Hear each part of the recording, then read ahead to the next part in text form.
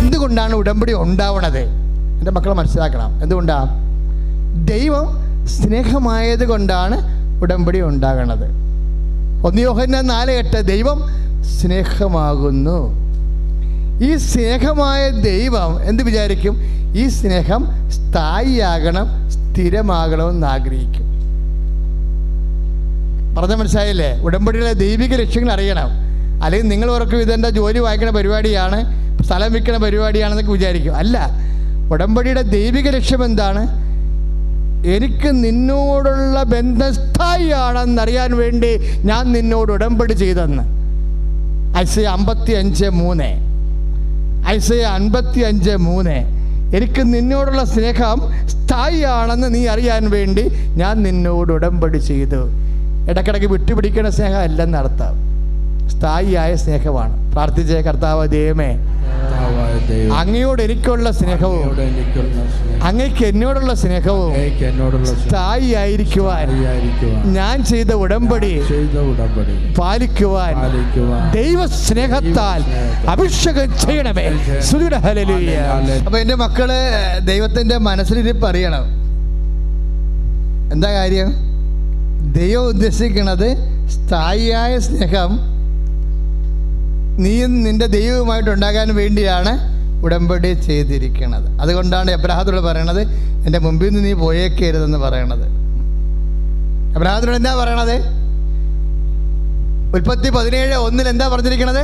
നീ എൻ്റെ മുമ്പാകെ നടക്കുക, കുറ്റമറ്റവനായിരിക്കുക.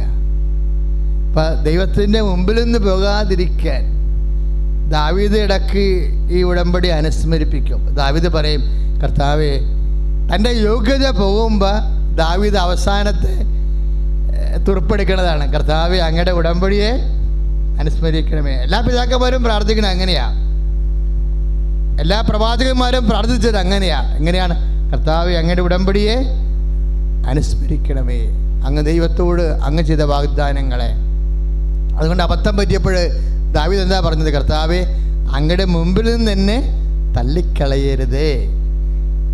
സങ്കീർത്തനം 51:7 എന്താ പറഞ്ഞത്? കർത്താവേ അങ്ങയുടെ മുമ്പിൽ നിന്ന് എന്നെ തള്ളിക്കളയരുതേ. എന്താ കാര്യം? ദൈവത്തിൻ്റെ മുമ്പിൽ നിങ്ങൾ അത് പ്രാർത്ഥിക്കണം. എന്താ കാര്യം എന്നറിയാവോ? ഞാൻ നിങ്ങളുടെ കൂടെ വരും, ഞാൻ നിങ്ങൾക്ക് മുമ്പേ നടക്കുമെന്നല്ലേ പറഞ്ഞിരിക്കണത്. ഈശോയും പറഞ്ഞല്ലോ അങ്ങനെ അല്ലേ? നമ്മുടെ യോഹന്നാൻ 10-ാം അധ്യായത്തിൽ നല്ല ഇടയൻ്റെ കഥ പറയുമ്പോൾ ഈശോ എന്നാ പറഞ്ഞത്? ഞാൻ എൻ്റെ ആടുകൾക്ക് മുമ്പേ നടക്കും. അതുപോലെ തന്നെയാണ് ദൈവം ആഗ്രഹിക്കുന്നുണ്ട്. എന്താണ്? ദൈവവചനം പാലിച്ചുകൊണ്ട് നമ്മൾ ദൈവത്തിൻ്റെ കൂടെ നടക്കാൻ. അപ്പോൾ ദൈവത്തിൻ്റെ കൂടെ നടക്കുമ്പോഴുണ്ടാകുന്ന വിഷയം എന്താണ്? നമ്മൾ വചനത്തിൽ നിലനിൽക്കും. അങ്ങനെയാണ് ദൈവത്തിൻ്റെ കൂടെ നടക്കണത്.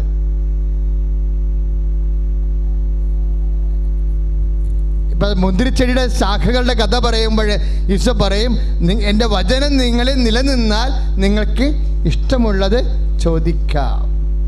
അതെല്ലാം ഉടമ്പടി വചനങ്ങളാണ്. കാര്യം നിബന്ധന ഉണ്ടാകും, നിയോഗം ഉണ്ടാകും. ഒരു ഉടമ്പടി വചനം കണ്ടുപിടിക്കണം എങ്ങനെയാണ്? അതിൻ്റെ അകത്ത് വാഗ്ദാനം ഉണ്ടാകും എപ്പോഴും. പിന്നെ എന്താണ്? നിബന്ധന ഉണ്ടാകും, നിയോഗം ഉണ്ടാകും. ഇപ്പം നിങ്ങൾ എൻ്റെ വചനത്തിൽ നിലനിന്നാൽ, എന്താ വചനത്തിൽ എൻ്റെ മുമ്പിൽ നിന്ന് മാറാതിരുന്നാൽ എന്നർത്ഥം. എൻ്റെ വചനം പാലിച്ചുകൊണ്ട് എൻ്റെ കൂടെ നടന്നാൽ അത് നിബന്ധനയാണ്. ഇഷ്ടമുള്ള ചോദിക്കാം. യോഹന്നാൻ 15:7 നിങ്ങൾക്ക് ഇഷ്ടമുള്ള ചോദിക്കാമെന്ന് പറഞ്ഞിരിക്കണത്. അത് എല്ലാമായിട്ട് ഇതിന് ബന്ധമുണ്ട്. ഒന്നും റെസ്ട്രിക്റ്റ് ചെയ്യണില്ല ദൈവം. ദൈവം ഒന്നും പരിമിതിപ്പെടുത്തണില്ല. നിങ്ങൾക്ക് എവിടെ വേണമെങ്കിലും എന്ത് വേണമെങ്കിലും ചോദിക്കാം. പക്ഷെ ചോദിക്കുമ്പോഴൊക്കെ ഓർക്കേണ്ട ഒരു കാര്യമുണ്ട്, നിനക്ക് കിട്ടണേക്കാൾ വലുതായിരിക്കും നിന്റെ ദൈവം എന്ന്. മനസ്സിലായില്ലേ? നിങ്ങൾ ചോദിക്കുമ്പോൾ, നിനക്ക് ലഭിക്കുമ്പോൾ നിങ്ങൾ ഒരു കാര്യം തിരിച്ചറിയണം. എന്താണ്? എന്ത് ലഭിച്ചാലും നിനക്ക് കിട്ടിയതിനേക്കാൾ വലുതായിരിക്കണം നിന്റെ ദൈവമെന്ന്. അതാണ് പ്രശ്നം വരുന്നത്. അല്ലെങ്കിൽ നീ ദൈവത്തെ മറന്നു കളയരുത്, ദൈവത്തിൻ്റെ മുമ്പിൽ നിന്ന് പോയി കളയരുത്. ചില സമയത്ത് ചില ആൾക്കാരുടെ അനുഗ്രഹങ്ങൾ താമസിക്കാനൊരു കാരണം അവർ ദൈവത്തിൻ്റെ മുമ്പിൽ നിന്ന് പോണതാ. അതുകൊണ്ട് ദൈവം പറയും, നിങ്ങൾക്ക് മാർഗഭ്രംശം വരരുത്. നിങ്ങൾക്ക് മാർഗഭ്രംശം ആരും നിങ്ങളെ വഴി തെറ്റിക്കരുതെന്ന് എൻ്റെ അർത്ഥം. യാക്കോബിൻ്റെ 1:16, യാക്കോബ് 1:16, നിങ്ങൾക്ക് മാർഗഭ്രംശം വരരുത്. എന്തുകൊണ്ട് അങ്ങനെ പറയണത്? ആർക്കെങ്കിലും നമ്മളെ വഴിതെറ്റിക്കാൻ പറ്റും. എല്ലാവരും ഓരോ പരുവത്തിലൊക്കെ ആയിപ്പോയത് എന്താ? ആൾക്കാരെ വഴിതെറ്റിച്ചതാ. അപ്പം ഏറ്റവും നല്ലതായിട്ട് തോന്നിയാലും ചില സമയത്ത് നമ്മൾക്ക് നാളെ അത് മോശമായിട്ട് വരാം. അതാർക്കറിയാൻ പറ്റും? ദൈവത്തിനെ അറിയാൻ പറ്റത്തുള്ളൂ. അതുകൊണ്ടാണ് നിരന്തരം പ്രാർത്ഥിക്കാൻ പറയണത്. അതുകൊണ്ടാണ് പറയുന്നത് നിങ്ങൾക്ക് മാർഗഭ്രംശം വരരുത്. എന്താ കാര്യം? ആലോചന ദൈവത്തോട് ആലോചിക്കണം.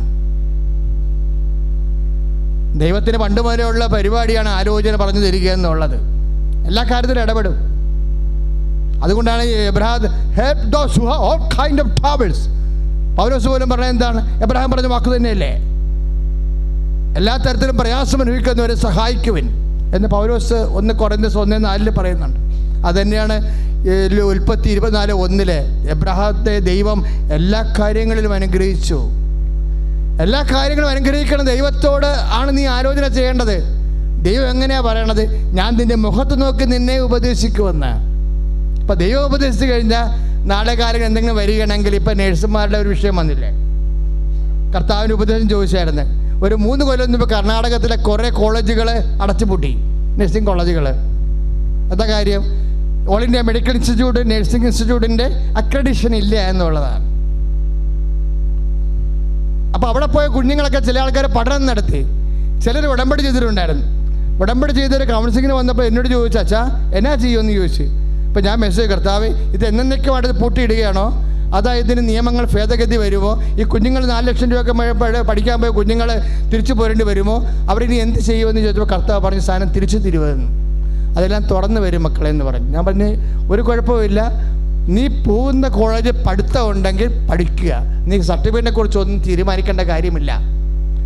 സർട്ടിഫിക്കറ്റ് കിട്ടുന്ന കാലത്താവുമ്പോൾ കർത്താവ് നിയമം മാറ്റിയിട്ട് നിനക്ക് സർട്ടിഫിക്കറ്റ് തന്നുകൊള്ളും. അന്ന് ഞാൻ അവരോട് പറഞ്ഞായിരുന്നു, ഇതൊക്കെ തീരുമാനിക്കേണ്ടത് സെൻട്രൽ ഗവൺമെൻറ് അല്ലല്ലോ, സ്റ്റേറ്റ് ഗവൺമെൻറ് അല്ലേ എന്ന് ചോദിച്ചായിരുന്നു. അപ്പോൾ കർത്താവിൻ്റെ മനസ്സിൽ അന്ന് തന്ന ഒരു സൂചനയാണ്. ഞാൻ പറഞ്ഞു, ഇത് സ്റ്റേറ്റ് ഗവൺമെൻറ് തീരുമാനിക്കുന്ന ഒരു സമയം വരും. ഇപ്പോൾ എന്താ, നഴ്സിംഗ് സ്റ്റുഡൻസ് എല്ലാം സുപ്രീം കോടതിയിൽ പോയി, അവർക്ക് സുപ്രീം കോടതി വിധി ഉണ്ടായി. എന്താ വിധി ഉണ്ടായിരിക്കണത്? അതാത് ഓൾ ഇന്ത്യ മെഡിക്കൽ ഇൻസ്റ്റിറ്റ്യൂട്ട് അല്ലെങ്കിൽ നഴ്സിംഗ് ഇൻസ്റ്റിറ്റ്യൂട്ട് അല്ല തീരുമാനിക്കേണ്ടത്, യൂണിവേഴ്സിറ്റിയുടെ കോളേജിൻ്റെ നഴ്സിംഗ് കോളേജിൻ്റെ അക്രഡിഷൻ തീരുമാനിക്കേണ്ടത് ആരാണ്? അതാത് സംസ്ഥാന സർക്കാരാണെന്ന്. അപ്പം കർണാടക തീരുമാനിക്കാം, കുഴപ്പമൊന്നുമില്ല. അപ്പം ചില കാര്യങ്ങൾ നമ്മൾ ദൈവത്തോട് ചോദിക്കുമ്പോൾ എന്താ, നമ്മൾ ദൈവത്തോട് ചോദിക്കാതിരുന്ന ആൾക്കാർ അന്ന് പഠനം നടത്തി പോകുന്ന ആൾക്കാരാണ്, കാശും പോയി അവരുടെ.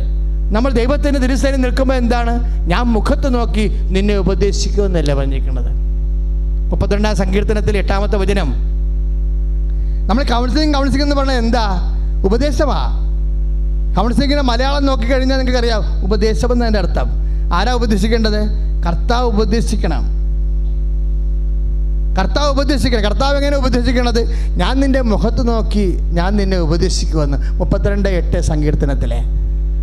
നമ്മൾ കർത്താവിൻ്റെ മുമ്പിൽ നിന്ന് മാറുന്നില്ലെന്നുണ്ടെങ്കിൽ നമ്മൾ കർത്താവ് നമ്മളെ ഉപദേശിച്ചിരിക്കാം. പലപ്പോഴും നമുക്ക് അബദ്ധങ്ങൾ പറ്റണത് എന്താണെന്ന് അറിയാമോ? കർത്താവിൻ്റെ മുമ്പിൽ നമ്മൾ ഷെയ്ക്കായി മാറും. അബദ്ധങ്ങൾ പറ്റണ അങ്ങനെ തന്നെയല്ല. ഓരോരുത്തരും പരീക്ഷിക്കപ്പെടുന്നത് എന്നേര് പറഞ്ഞേ, സ്വന്തം ദുർമോഹങ്ങളാൽ വശീകരിക്കപ്പെട്ട് കുടുക്കിലാകുമ്പോഴാണ്. ദുർമോഹം ഗർഭം ധരിച്ച് പാപത്തെ പ്രസവിക്കുന്നു. പാപം പൂർണ്ണ വളർച്ചയെത്തുമ്പോൾ മരണത്തെ ജനിപ്പിക്കുന്നു. യാക്കോബിൻ്റെ ലേഖനമാണ് 1:14. ഓരോരുത്തരും പരീക്ഷിക്കപ്പെടുന്നത് സ്വന്തം ദുർമോഹ നിമിത്തമാണ്. അപ്പം നമ്മൾ വന്നിരിക്കുന്നത് നമ്മളുടെ ആഗ്രഹമാണോ ദുർമോഹമാണോ എന്ന് ചോദിച്ചാൽ അത് എങ്ങനെ അറിയാൻ പറ്റും? അതിനാണ് ഈ കൗൺസിലിംഗ് ഒക്കെ വെച്ചിരിക്കുന്നത്. കാര്യം ആരെങ്കിലും അടിച്ചേൽപ്പിച്ചിട്ടുള്ള കാര്യം ഉണ്ടാകുമോ? ആരെങ്കിലും അടിച്ചേൽപ്പിച്ചിട്ടുള്ള കാര്യങ്ങളുണ്ടെങ്കിൽ എൻ്റെ മക്കൾ ശ്രദ്ധിക്കണം. കാര്യം അവർക്കത് ശരിയാകും, നമ്മൾക്കത് ശരിയാകുമോ ഇല്ലയെന്ന് അറിയില്ല. അവിടെയാണ് എൻ്റെ ചില കാര്യങ്ങൾ. ഇപ്പം നിങ്ങൾ ഉടമ്പടി ചെയ്തിരിക്കുന്ന ചില കാര്യങ്ങളില്ലേ, നിങ്ങൾ കുടുക്കിലായിട്ടുള്ള ചില വിഷയങ്ങളുണ്ട്. അപ്പം എപ്പോഴും നമ്മൾ പ്രാർത്ഥിക്കേണ്ടത്, കർത്താവേ എൻ്റെ ബുദ്ധിക്ക്, എൻ്റെ ആലോചനയ്ക്ക് സംരക്ഷണം നൽകണമെന്ന് പ്രാർത്ഥിക്കണം. എന്താണെന്നറിയാമോ, മറ്റ് ഫോറിൻ മാറ്റേഴ്സ്, ആവശ്യമില്ലാത്ത ആൾക്കാരുടെ, ചില ആൾക്കാർ നമുക്ക് മലേഷ്യയിൽ പോകാം, നമുക്ക് ആസ്ട്രേലിയയിൽ പോകാം ഒക്കെ പറഞ്ഞ് ഉടനെ വീടും കിട്ടിയ ഒരു ഏജൻറ്റിനെ പുറത്ത് ഏജൻറ്റുമായിട്ട് കണ്ടുമുട്ടി. ഇത് ആര് കയ്യിൽ നിന്ന് കാശ് പോയി 6 മാസം കഴിഞ്ഞപ്പോഴാണ് ഈ കാശ് കൊടുക്കാൻ ആരാ പറഞ്ഞത്, അവൻ തന്നെയല്ലേ പറഞ്ഞു.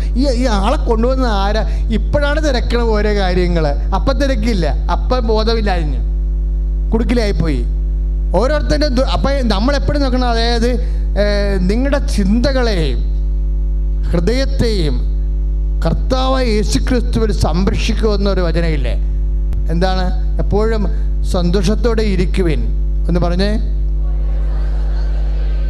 ഇടതടവില്ലാതെ പ്രാർത്ഥിക്കുവിൻ, എല്ലാ കാര്യങ്ങളിലും കൃതജ്ഞത പ്രകാശിപ്പിക്കുവിൻ, അപ്പോൾ നിങ്ങളുടെ ധാരണകളെ അതിൽ ലംഘിക്കുന്ന ദൈവത്തിന്റെ സമാധാനം നിങ്ങളുടെ ഹൃദയത്തെയും ചിന്തകളെയും കർത്താവ് യേശുക്രിസ്തുവിലെ സംരക്ഷിക്കും. ഇപ്പൊ 2 കാര്യത്തിൽ സംരക്ഷണം വേണം. എന്തൊക്കെ വേണം? ഒന്ന് ചിന്തയ്ക്ക്, രണ്ടാമത്തത് ഹൃദയത്തിന്. 2 ഫാക്കൽറ്റിയാ. ചിന്ത കൊണ്ട് തിയറി ഉണ്ടാക്കും, ഹൃദയം കൊണ്ട് പ്രാക്ടിക്കൽ ഉണ്ടാക്കും. തിയറിയും പ്രാക്ടിക്കലും ചെയ്യണത് ആരാ? ചിന്ത മാത്രമായി കഴിഞ്ഞാൽ നമ്മൾ ചെയ്യത്തില്ല, ആശയപരമായിട്ട് നിൽക്കും. ആശയം പ്രയോഗത്തിൽ വരുന്നത് ഇച്ഛാശക്തിയാണ്. അപ്പോൾ ദൈവം എന്താ പറയണത്? ഇച്ഛാശക്തിയുടെ മേൽ സംരക്ഷണം ഉണ്ടാകണം, അതുപോലെ തന്നെ ആശയത്തിൻ്റെ മേലും ഇൻ്റലക്ച്വൽ ഫാക്കൽറ്റിയുടെ മേൽ പ്രൊട്ടക്ഷൻ വേണമെന്ന് പറയും. അതുകൊണ്ട് എന്ത് ചെയ്യണം? എപ്പോഴും സന്തോഷത്തോടെ ഇരിക്കണം. പിന്നെന്ത് ചെയ്യണം? ഇടതടവില്ലാതെ. അതാണ് പറയുന്നത്, എൻ്റെ മുമ്പാകെ നടന്ന് കുറ്റമറ്റവനായിരിക്കുക എന്ന് പറയണതും ഇടതടവില്ലാതെ പ്രാർത്ഥിക്കുക എന്ന് പറയണതും ഒരേ മനസ്സാണ്. അതുകൊണ്ടാണ് നിരന്തരം പ്രാർത്ഥിക്കാൻ ഈശോയും പറയും 18:1 ലൂക്കായുടെ സുവിശേഷത്തിലെ, നിരന്തരം പ്രാർത്ഥിക്കുകയും കർത്താവിൻ്റെ വചനം പാലിക്കുകയും ചെയ്തുകൊണ്ട് മുന്നോട്ട് പോകുമ്പോൾ എന്ത് പറ്റും? ആർക്കും നമ്മളെ മാർഗഭ്രംശം ചെയ്യാൻ പറ്റത്തില്ല, ആരും നമ്മളെ വഴിതെറ്റിക്കത്തില്ല. വഴിതെറ്റിക്കപ്പെടാനുള്ള സാധ്യതയുള്ളത് കൊണ്ടാണ് നമ്മൾ പ്രാർത്ഥന എന്ന് പറയണത് നമ്മളെ ദൈവത്തിൻ്റെ മുമ്പിൽ തന്നെ നമ്മളെ നിർത്തും. രണ്ടാമത് എന്താണ്? നമ്മുടെ ചിന്തകളെ പ്രൊട്ടക്റ്റ് ചെയ്യും, നമ്മുടെ വികാരങ്ങളെയും പ്രൊട്ടക്റ്റ് ചെയ്യും, എന്നിട്ട് നമ്മളെ നിലനിർത്തി തരും. ശ്രുതികട്ടെ ഹല്ലേലൂയ.